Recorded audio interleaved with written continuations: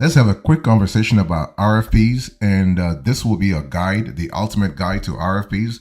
Everything you need to know, I'll explain to you in today's conversation. So here's a presentation I want you to think about. Let's go back to RFP 101. What is an RFP? So companies may issue an RFP or a request for proposal when choosing a vendor or service provider to work with. And essentially, this document outlines project specifics such as scope and price, and also ask potential vendors to come back with a bid for the work. So multiple bids are actually then compared to help determine the best choice. Pretty simple, right? So when a company has a new or often large project, or one that's more complex and requires a bit of outsourcing, an RFP can help you get the job done with right the first time, because then you are actually bidding several providers against one another. The RFP doc becomes a way for you to quickly uncover the strengths and weaknesses of potential vendors in relation to your project without having to spend too much of your time hunting for them yourself. Because those providers, they'll have to come to you, okay? Now, RFPs can also give you a sneak peek into different strategies you may not have considered, since every vendor will include their own unique action plan along with their bid. So that gives you extra benchmarking, extra business intel. And so you'll have the info before you ever have to commit to the vendor. Keep in mind though that this should not be confused with an RFQ. So an RFQ, let's talk about RFP versus RFQ. So an RFQ, or request for quotation, is slightly different than an RFP since it's just the quote itself. Here, companies solicit multiple price quotes from various vendors to compare services based on price alone, while an RFP includes a price quote along with, let's say, several other specifics. An RFQ does not detail anything other than price.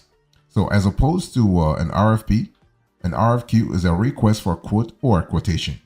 So what I want to say here is that when we talk about RFP in marketing, an RFP is often used to outsource any marketing activities that could help your brand increase reach. These activities include anything related to marketing that you can't do internally.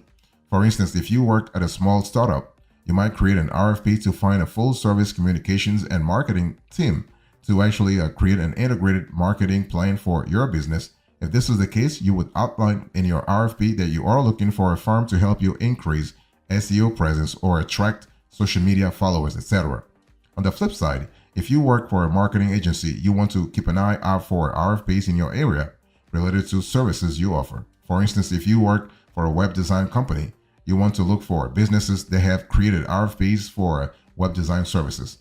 And what is an RFP in sales? In sales, an RFP is often created when a business is looking to purchase a product or service to suit its needs. For instance, if an enterprise company is looking for a new CRM software, the business might release an RFP that outlines what it's looking for and what it's hoping to achieve with new CRM software. Let's talk about the process here. So let me explain to you the RFP process really deeply. So before potential bidders can submit their proposals, an RFP really must be drafted by the company requesting the work. Okay, so this gives potential contractors a better idea of what your company is looking for. Once your RFP is sent out, contractors or vendors can review it and submit their best bids to actually compete for the job. And in these proposals, vendors generally include the following items. You have an action plan of how they are going to solve the issue, a timeline of what you can expect, any necessary background information, how much they expect the entire project to cost, so how much you have to pay for it, okay? And in certain cases, bidders may come back and say specific components of the RFP need to be adjusted based on their experience in the industry. So let me give you the 5 RFP stages to get the best bids. First of all, you need to evaluate what you need. This is very important. Before you draft an RFP, you need to do a bit of preparation, due diligence, if you will, to figure out what you need and what you would like to accomplish. This process will help you define your goals, project scope, and discover actually some potential roadblocks. Very important. And number 2, you want to list any technical specifications. So including technical specs upfront in your RFP allows vendors to determine whether or not they can provide what you need. This also protects your business, because in the event a vendor agrees that they can't meet your specs initially, but fails to deliver once they've taken on the project, you can hold them accountable to the specs listed in the RFP. Then you have to distribute the RFP. So send it out. You can publish it on your website, maybe even creating a specific landing page for it. Leverage any industry-related professional groups you are a member of and advertise it there.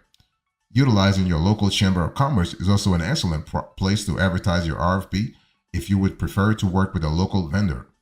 Then you want to evaluate the offers, right? People will get back to you once you receive all the proposals.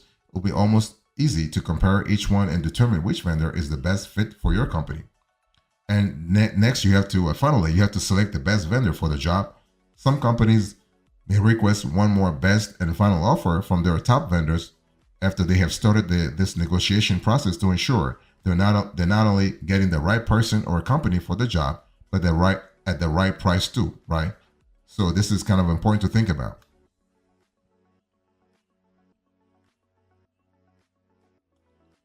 Let's quickly talk about considerations here. Why issue a request for proposal?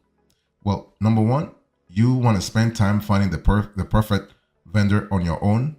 Or option two, use an RFP to get potential vendors to come to you, right? It's just a lot better to let people come to you, because otherwise you'll be spending a lot of time and you don't have time. You don't have that time.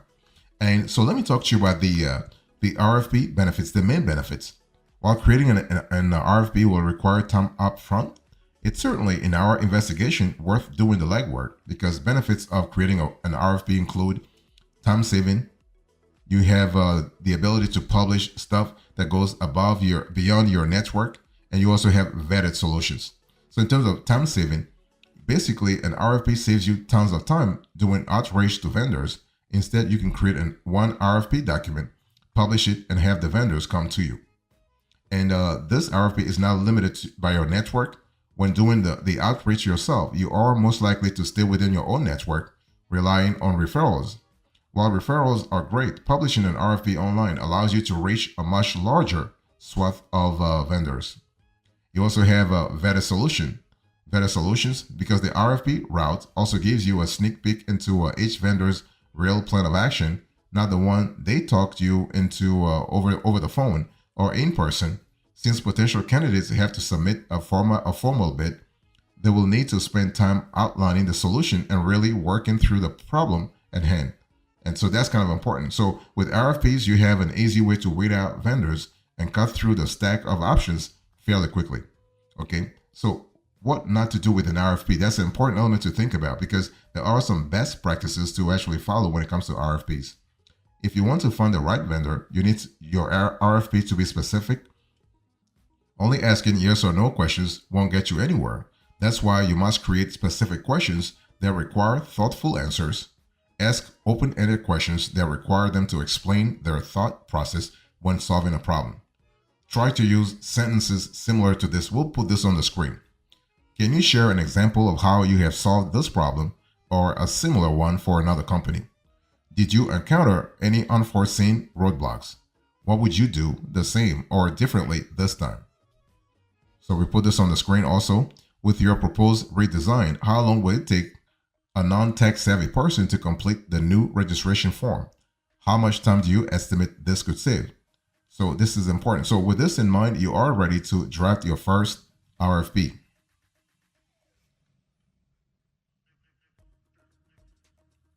Let's talk about writing guidelines. How do you write an RFP? So here is a basic structure of an RFP and what to include in yours. You have the project overview, your company background, the goals of your project, the project scope. You have a target deliverable schedule, possible roadblocks, budget constraints, and what you're looking for in potential vendors.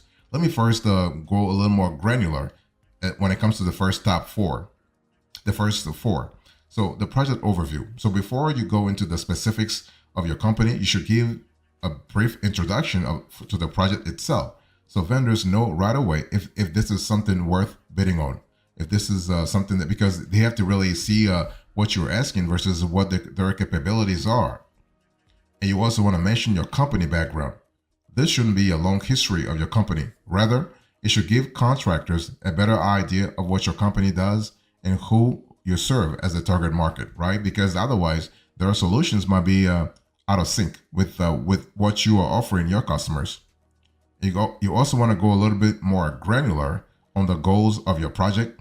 So you want to clearly identify what you hope to accomplish with this project and what you see as a win. So everyone is on the same page, and that's what you want. You want everyone to be on the same page. And actually consider when you think about an RFP, you need to really have a project scope, and a project scope actually helps you actually delve a little deeper into comprehensiveness. So the details of the project are essential in an RFP. In the same way, you don't want to use vague questions. A vague project scope won't help you find the right vendor either. So you want to spend time really detailing your project scope so there are no surprises later on.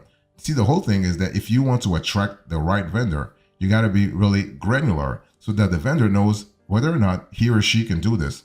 And if he or she can do it, then he or she can bring the best capabilities available on the market. That's what you want. You want the best of the best.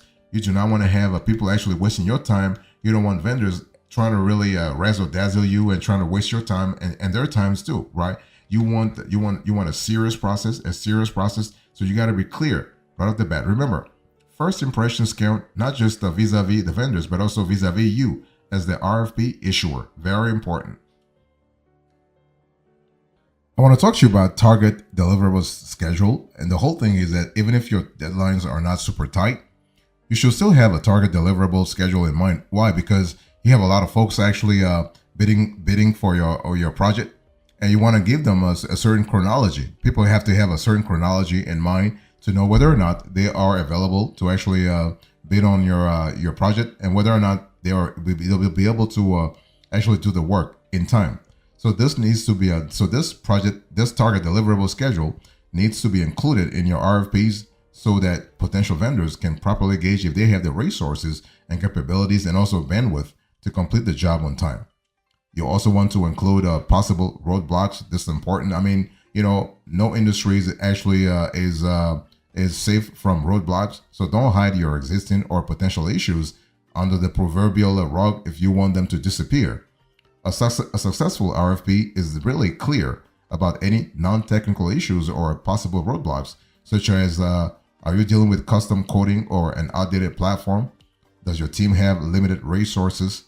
Well, what happens here is that you want to be transparent. It's all about being honest vis-a-vis your vendors, so that they too, in return, will be transparent with you, right? And so by explaining this upfront, the roadblocks, the challenges, the operational, let's say hiccups, potential vendors will know exactly what they're getting themselves into. And listen, it's all about putting yourself in their shoes too. This is how you would want people to treat you as well. You also naturally weed out contractors who can't handle the task due to those constraints, but you also connect with companies that know how to work around those common issues with skill and finesse. Remember, it's far better to find out this now than after you have accepted the bid and started work, right? You want transparency right off the bat. Also, think about budget constraint. So it's important to be upfront with your budget too. The more you can eliminate surprises, the better for all parties involved. And also what you are looking for when it comes to potential vendors. So another way to reduce or eliminate surprises is to explain exactly what you're looking for in potential contractors. It's all about clarifying things right off the bat, so people know what they're getting what they're getting themselves into. All you have to do is outline what matters most to your project. So time, solution, budget. So that you want to focus on things like chronology, geography, demographics, and you want to show how you'll be evaluating their proposals based on those criteria. So that's really important to think about.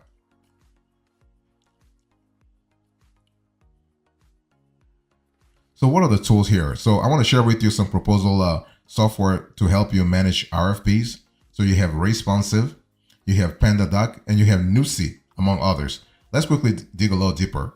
When you think about Responsive, I want you to think about a tool that solves the problem of responding to RFPs, from project management to collaboration to integrating with other software. And their solution includes reporting dashboards, auto response features, and automated generation of proactive proposals from within your CRM, client relationship management software. So we're speaking about the likes of Salesforce, Pipedrive CRM, HubSpot CRM, Zoho CRM, Monday.com CRM.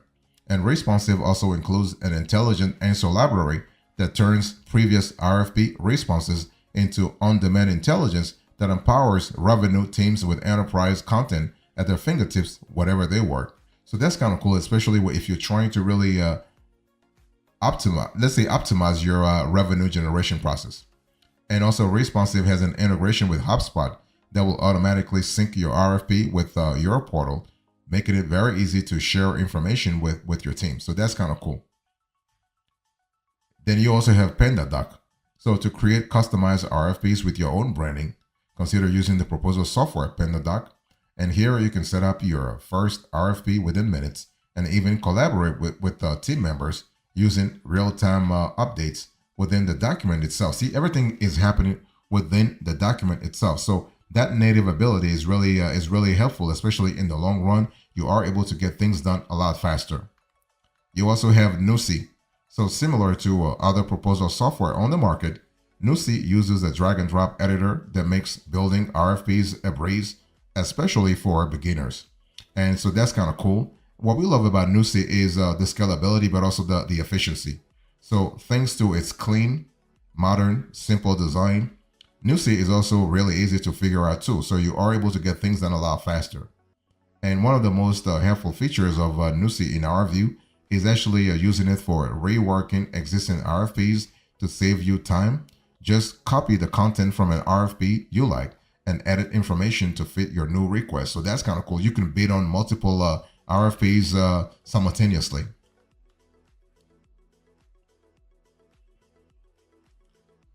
Next, you have Loopio. So Loopio is actually really good in terms of flexibility. We love that. And so how do you plan on organizing all the responses to your RFPs? Well, one standout feature with Loopio is its RFP response library, which gives you instant access to all your answers from previous RFPs. And when you really think about it, this really saves you the hassle of digging around to find what you need in a crowded inbox, right?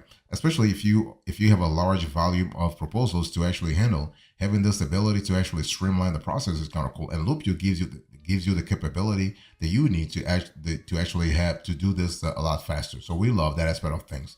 And one thing I want to say about Loopio also is that you have not only scalability, that's for sure, but you also have the RFP. I mean, you have the optimization, right? So basically, through Loopio, you will even be able to auto-populate a response if it appears similar to one you have already done. So in terms of optimization in the review process, that's really cool. Plus, you can manage your entire RFP process, including sending automated responses and collaborate with your team all in one place with their intuitive dashboard. So from a holistic point of view, Loopio has a solution that's really great. And if proposal tools are out of the budget right now, or if you like to try your hand at creating your own first, you can use a template to actually to kick off the process. So that's kind of fantastic. And you also have another player I want to share with you. It's RFP 360. And RFP 360 streamlines your approach to RFP response management. Their intuitive knowledge management, workflow, and collaboration features make it very easy to create, review, update, and approve compelling responses in a single library. So that's kind of cool. And proposal automation and answer intelligence capabilities accelerate your ability to answer questions, suggesting the best possible responses and automatically completing them in bulk. So if you look at the AI capabilities, the answer intelligence capabilities, you're able to streamline the whole process a lot faster. You can also import RFPs in various formats and generate polished final proposals, and integrated extensions allow anyone across your organization to use content from your knowledge library in Microsoft Office files, online questionnaires, and forms without leaving those applications. So from a holistic point of view, an all-in-one service, you will love RFP 360. So what's the epilogue here? To this conversation, I spoke to you about I give you an ultimate guide to RFPs. I give you the presentation, the process, the considerations, the writing guidelines, the tools, and now the epilogue. Thank you so much. God bless you. I'll see you next time. Until then, remember, stay marvelous.